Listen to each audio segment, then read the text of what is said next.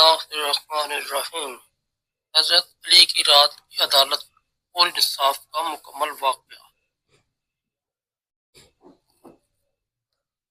حضرت علی بن ابی طالب رضی اللہ تعالیٰ عنہ رسول اللہ صلی اللہ علیہ وآلہ وسلم کے چچا زاد اور داماد ہونے کے ساتھ ساتھ اسلامی خلافت کے چوتھے خلیفہ راشد تھے۔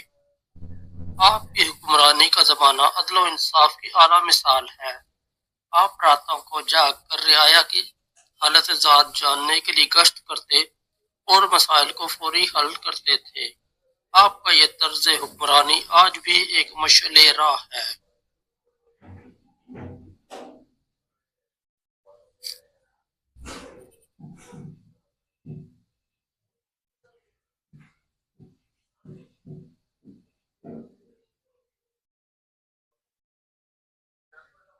واقعہ کی ابتدا۔ یہ واقعہ خلافت کے دوران کا ہے۔ ایک رات حضرت علی مدینہ کی گلیوں میں حسب معمول گشت کر رہے تھے۔ آپ کا یہ معمول تھا کہ آپ گلیوں میں جا کر عوام کی شکایات سنتے اور ان کے مسائل حل کرتے۔ آپ نے ایک مقام پر شور سنا۔ ایک شخص چیخ رہا تھا اور دوسرے کو بدنام کر رہا تھا کہ اس نے اس کی زمین پر ناجائز قبضہ کر لیا ہے۔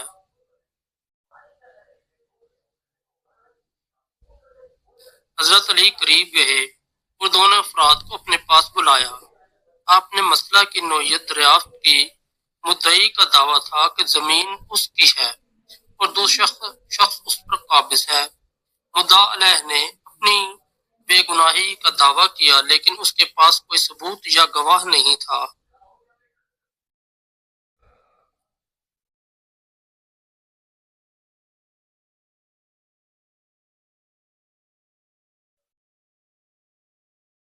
معاملے کی تہہ تک پہنچنے کی کوشش۔ حضرت علی نے اپنی حکمت اور فہم سے دونوں کی بات نہایت غور سے سنی۔ مدعی کے پاس کچھ گواہ موجود تھے لیکن حضرت علی نے دیکھا کہ مدعا علیہ کا انداز اور رویہ صاف ظاہر کرتا ہے کہ وہ مظلوم ہے۔ آپ نے مدعی سے پوچھا کہ زمین کے بارے میں مزید معلومات اور ثبوت فراہم کرے لیکن اس کے دلائل کمزور نکلے۔ اس کے بعد حضرت علی نے زمین کی پیمائش کروانے اور اہل محلہ سے شہادتیں طلب کرنے کا حکم دیا۔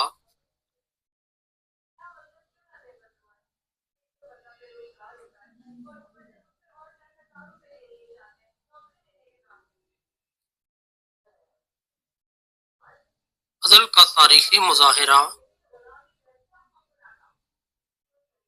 تحقیقات مکمل ہونے پر یہ بات سامنے آئی کہ مدعی جھوٹا تھا۔ اس نے لوگوں کو اپنے حق میں جھوٹی گواہی دینے کے لیے اکسایا تھا۔ حضرت علی نے فوراً فیصلہ سنایا کہ زمین اصل مالک یعنی مدعا علیہ کو واپس دی جائے۔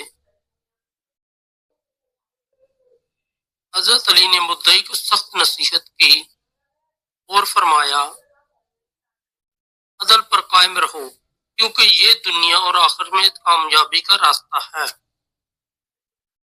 ظلم انسان کو ذلیل و رسوا کر دیتا ہے۔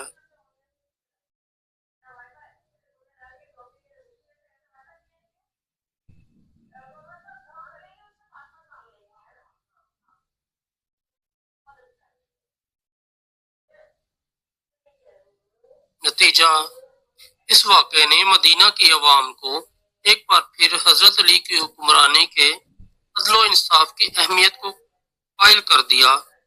اس فیصلے نے نہ صرف انصاف کے تقاضے پورے کیے بلکہ لوگوں کو یہ پیغام دیا کہ حق کے راستے پر رہنا ہی حقیقی کامیابی ہے۔